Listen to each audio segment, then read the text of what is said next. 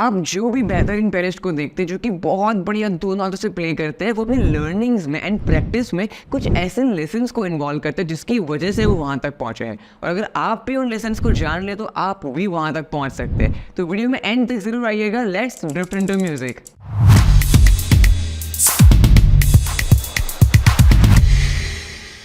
Hello everyone, I am Jash Gudawala, professional pianist, content creator and आपका piano coach.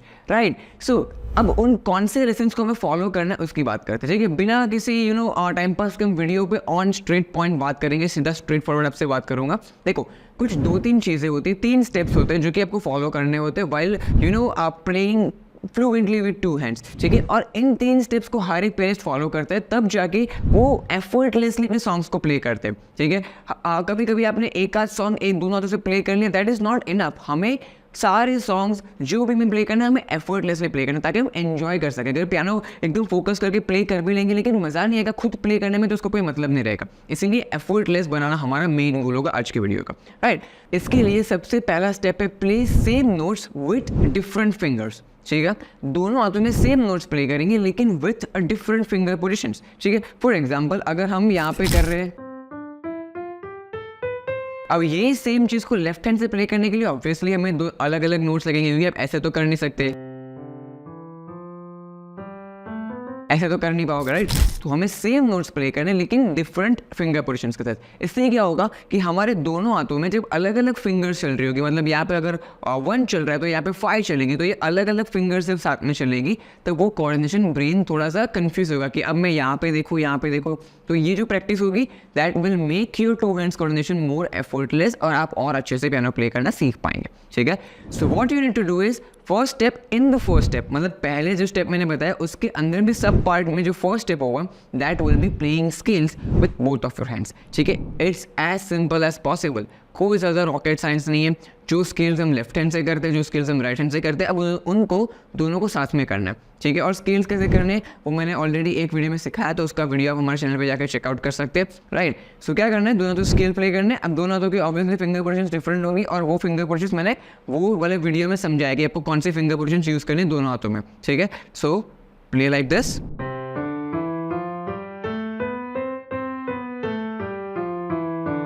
ठीक है, अब यहाँ पे नोटिस करो, यहाँ पे हम 1 2 3 कर रहे हैं और यहाँ पे 4 5 4 3 कर रहे हैं। ठीक है, फिर यहाँ पे हमें थंब को अगेन लेके जाना है नीचे, this is the first finger, लेकिन यहाँ पे हमारा ये इंडेक्स फिंगर मतलब सेकेंड फिंगर चल रहा होगा। अब यहाँ पे चेंज करना है लेकिन यहाँ पे चेंज नहीं करना है। अब यहाँ पे सीधा आगे जाएंगे राइट हैंड में, लेकिन यहाँ पे हमें ओवर पास करके आगे लेके आना इन द लेफ्ट हैंड।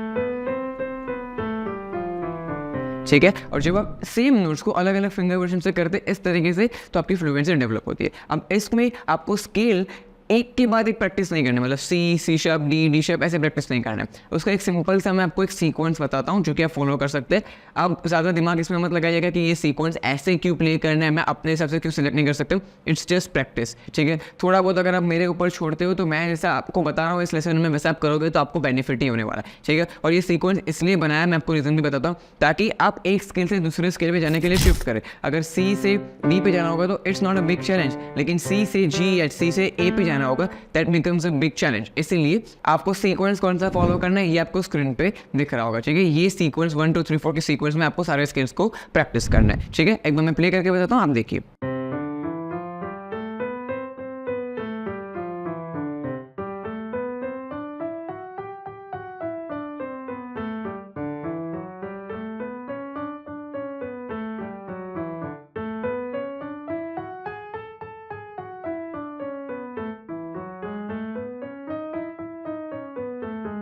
इस तरीके से कंटिन्यू करते रहना। नाउ फर्स्ट स्टेप में सेकंड पार्ट होगा playing songs with your left hand. ठीक है, ये भी बहुत आसान सी चीज़ है। आपने जो भी सॉन्ग राइट हैंड से प्ले करना सीखा है, अब उसी को लेफ्ट हैंड से भी प्ले करिए, दोनों हाथों को साथ में प्ले करिए, तब आपको पता चलेगा कि देखो अब नोट्स तो सेम होंगे। ठीक है, सॉन्ग्स के नोट्स जो राइट हैंड से प्ले कर रहे हो, अब लेफ्ट हैंड से वही नोट्स को प्ले करोगे तभी वो सॉन्ग बनेगा। ठीक है, लेकिन उसके लिए फिंगर पोजिशन हमें ऑब्वियसली डिफरेंट यूज़ करनी पड़ेगी। ठीक है, for example if the song is, तो इसके लिए आपको यहाँ पे करना पड़ेगा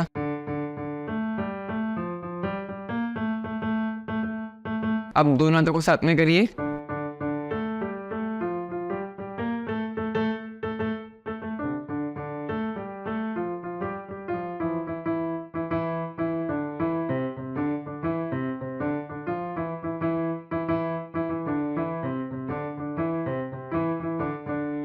ठीक है। इस तरीके से दोनों हाथों से नोट्स को प्ले करिए, ठीक है। आप जितने सॉन्ग्स प्ले करना चाहते हो उतने सॉन्ग्स आप प्ले कर सकते हो। This will be fun exercise for you, right.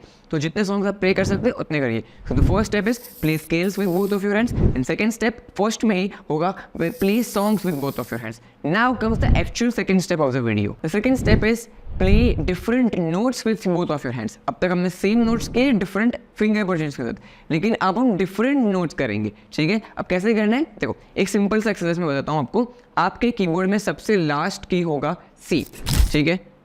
अब मैं ये सी का एग्जांपल यहाँ पे ले रहा हूँ, ठीक है। आपके मतलब अभी मेरे पास कैमरा की लिमिटेशन होगी, मैं पूरा कीबोर्ड नहीं दिखा पाऊंगा बिकॉज इट इज एन 88 की कीबोर्ड। तो मैं मानता हूँ कि आपके कीबोर्ड में ये लास्ट की है और फर्स्ट की ये वाली है, ठीक है। अब ये कितने ऑक्टेव हुए, 1 2 3। आपके कीबोर्ड में ऑब्वियसली 5 ऑक्टेव होंगे या फिर उससे ज़्यादा होंगे, ठीक है। तो 5 ऑक्टेव के कीबोर्ड में भी लास्ट की सी होगी और मेरे कीबोर्ड में भी लास्ट की सी है, ठीक है। सो फर्स्ट एंड लास्ट की सी एंड सी। अब करना क्या है देखते हैं। हमारे राइट हैंड से हमें 4 नोट पीछे आना है इस तरीके से, ठीक है। और फिर उसके आगे पीछे आते जाना है। ये 4 नोट की, सी बी ए जी, फिर बी से स्टार्ट करिए, मतलब सी से स्टार्ट किया, पहले 4 नोट पीछे है, फिर सी के पीछे वाला नोट बी से स्टार्ट करिए, 4 नोट पीछे आइए,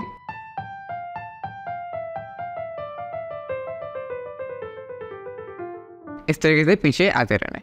अब हमारे लेफ्ट हैंड से सी से स्टार्ट करिए और आगे जाइए।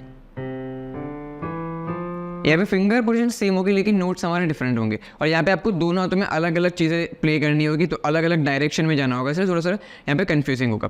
सी डी ई एफ, फिर डी से स्टार्ट करिए, फिर ई से, इस तरीके से। अब दोनों हाथों को साथ में करिए। अब ये तो मेरे 3 ऑक्टेव में ही कर रहा हूँ, लेकिन आपको 5 ऑक्टेव में करना है, मतलब this is how it should sound in your keyboard. लेकिन अभी आपको स्क्रीन पे मोबाइल की स्क्रीन पे अच्छे से दिखे पियानो, इसलिए मैं आपको 3 ऑक्टेव में करके बता रहा हूँ, ठीक है। देखिए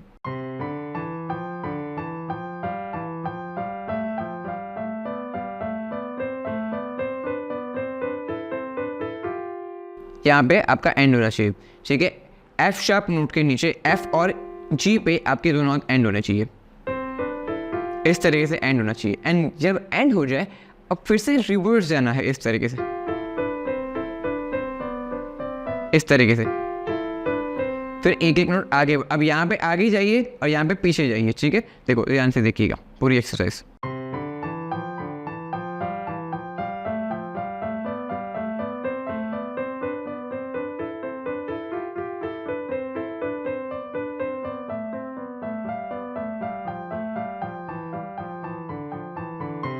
इस तरीके से करना है। ये सिर्फ और सिर्फ 3 ऑक्टेव में था, आपको 5 ऑक्टेव पे करना है, ठीक है। This is the first exercise. Now comes the second one. अब सेकंड एक्सरसाइज थोड़ा सा कंफ्यूजिंग हो सकता है, लेकिन हम ध्यान से आसानी से प्ले करने की इसको कोशिश करेंगे। देखो हमारे लेफ्ट हैंड से हमें करना है G F E D C D E F, finger positions 1 2 3 4 5 4 3 2 with the left hand, इस तरीके से लेफ्ट हैंड में। अब हमारे राइट हैंड में हमें नोट्स प्ले करने हैं C E D F E G D F,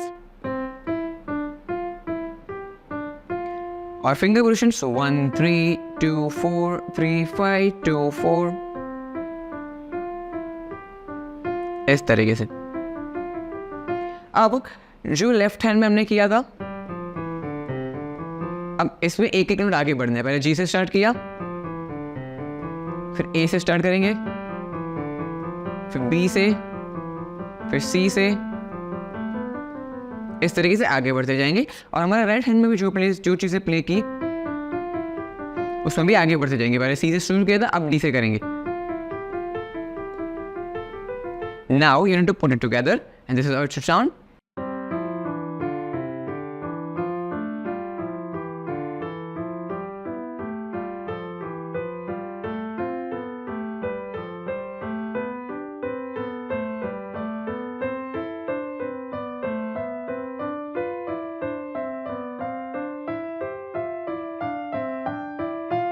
इस तरीके से एक्सरसाइज को करना है। यहाँ पे थोड़ा सा डिफिकल्ट होगा स्टार्टिंग में, लेकिन एक बार वो रिदम बैठ गया फिर आपके लिए आसान होगा। अब आते हैं हमारे वीडियो के थर्ड स्टेप पे, which is playing different amount of notes in both of your hand. मतलब अब तक हमने जो भी एक्सरसाइजेस की है, जैसे कि पहले स्केल्स वाली एक्सरसाइज की, उसके बाद दोनों तो में रिवर्स आए वो किया, एंड तीसरी हमने अभी जो सीखी वो। अब इस 3 एक्सरसाइज में से पहली और तीसरी, ये 3 एक्सरसाइज को हमें प्ले करना है, लेकिन थोड़े से ट्विस्ट के साथ, ठीक है। वो ट्विस्ट क्या होगा मैं समझाता हूँ। Now you need to play different amount of notes in both of your hand. मतलब स्केल्स में क्या कर रहे थे हम,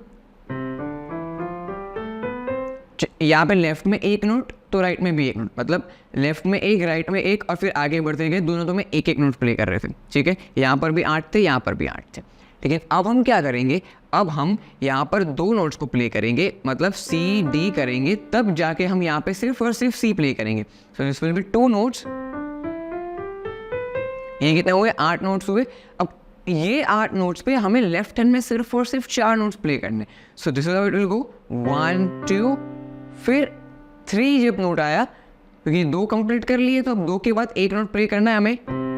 तो जब 3 आया तब हम यहाँ पे दूसरा नोट प्ले करेंगे, और ये सीक्वेंस क्या होगा, यहाँ पे स्केल्स का ही सीक्वेंस होगा, लेकिन नंबर ऑफ नोट्स यहाँ पर चेंज हो गए।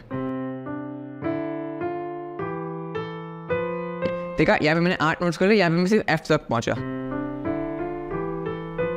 इस तरीके से, ठीक है। तो यहाँ पे कंटिन्यू करना है पूरा स्केल, जब तक यहाँ पूरा स्केल कंप्लीट नहीं हो तब तक हमें प्ले करना है।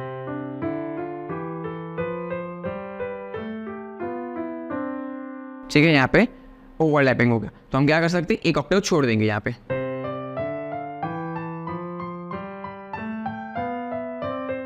ठीक है।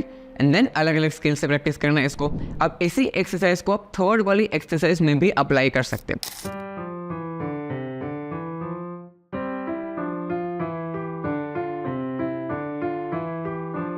ये एक्सरसाइज को 2 बार कर लिया, 1 2 3 4 5 6 7 8, रिपीट 1 2 3 4 5 6 7 8, 8 इंटू 2 16 नोट्स यहाँ पे प्ले की, और यहाँ पे हमने क्या किया, सिर्फ 1 2 3 4 5 6 7 8, यहाँ पर 8 नोट, यहाँ पर 16 notes.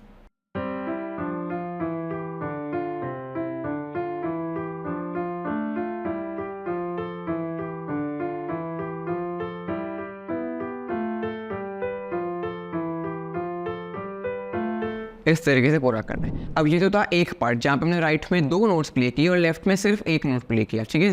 So this becomes ratio of left is to right करे तो 1:2 होगा, और राइट इज टू लेफ्ट करे तो 2:1 होगा। मतलब इन जनरल हमारा राइट में 2 और लेफ्ट में 1। अब इसी को आप और बढ़ा सकते हो, राइट में 4 और लेफ्ट में 1। So this is how it will sound.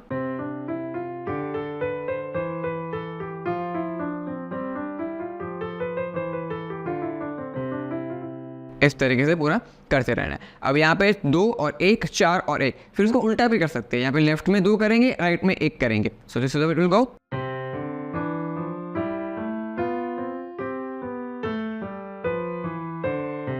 इस तरीके से, ठीक है। अब लेफ्ट में 4 नोट, राइट में 1 note. So this is how it will go.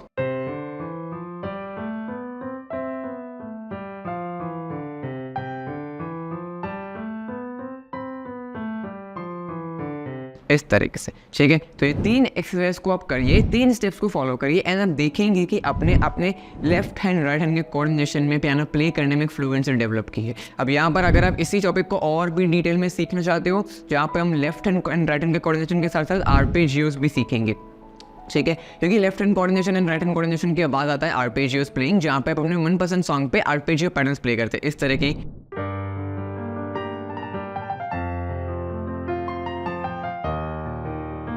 इस तरह के आर्पेजियो पैटर्न्स को प्ले करेंगे, ठीक है। और अगर आप इसी टॉपिक्स को मतलब पूरे पियानो को डिटेल में सीखना चाहते हो, ये तो छोटा वीडियो 10-15 मिनट 20 मिनट का वीडियो, लेकिन अगर आप ऐसे टॉपिक्स को और डिटेल में सीखना चाहते हो जहाँ पे आपको स्टेप बाय स्टेप तरीके से सब कुछ सिखा जाए, left and right hand coordination की एक्सरसाइज बताए, अब इसके बाद आर्पेजियोस में क्या प्ले करना है, खुद की आर्पेजियोस कैसे बिल्ड करनी है, खुद सुनकर कैसे आइडेंटिफाई करना है कि सॉन्ग के नोट्स क्या होंगे, सॉन्ग के कॉर्ड्स क्या होंगे, एंड ये सब कुछ अगर आप डिटेल में सीखना चाहते हो, then I invite you to join in my 0 to 0 piano course. क्योंकि ये पियानो कोर्स हमने आप सबकी सारी प्रॉब्लम्स को ध्यान में रख के बनाया, ठीक है। क्योंकि मैं इस यूट्यूब के करियर में लगभग 3-4 साल से हूँ, राइट। अब तो मैं आप लोगों से जुड़कर, आपसे काफ़ी सारे लोगों से बात करके, आपकी कमेंट्स पढ़कर मैंने समझ लिया कि आप लोगों को कहाँ प्रॉब्लम होती है। कॉर्ड्स हो गया, आर्पेजियोस हो गया, पहले के जितनी भी प्रॉब्लम्स हुए उन सबको हमने एड्रेस किया हमारे कोर्स में, और ये कोर्स को सिस्टमेटिक तरीके से बनाया है ताकि आप बस शुरू से एक बार शुरुआत करें और लेसन्स को फॉलो करते जाए, मैं जो बोल रहा हूँ वो प्रैक्टिस करते जाए, तो कोर्स के एंड आने तक आप एक एडवांस पियानो प्लेयर बन सकते हैं। या फिर आप अपने मनपसंद सॉन्ग को एडवांस नहीं बनना चाहते हो तो अपने मनपसंद सॉन्ग को ब्यूटीफुली पीसफुली एंजॉय करके प्ले कर सकते हो। और ये कोर्स पता है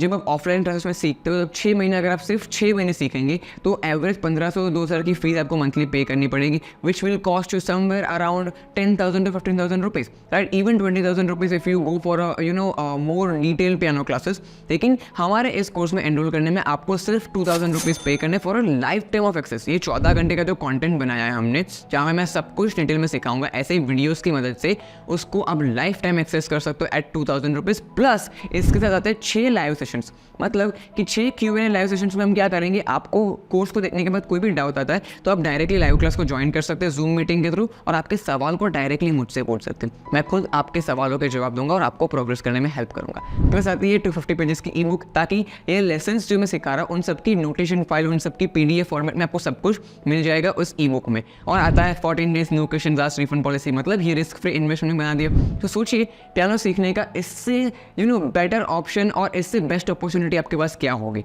इस कोर्स को बस एक बार चेकआउट करिए, क्योंकि एक बार अगर आप हमारे वेबसाइट पे चले गए, इस कोर्स के बारे में पढ़ लिया, तो फिर आप अपने आप को एनरोल करने से नहीं रोक पाएंगे, ठीक है। एक बार बस लिंक डिस्क्रिप्शन में मिल जाएगा, जाके चेकआउट करिए और एनरोल करिए इस कोर्स में। पियानो को और बेहतर तरीके से सीखिए, और मैं मिलूंगा आपको नेक्स्ट वीडियो में। Till then keep practising, keep loving.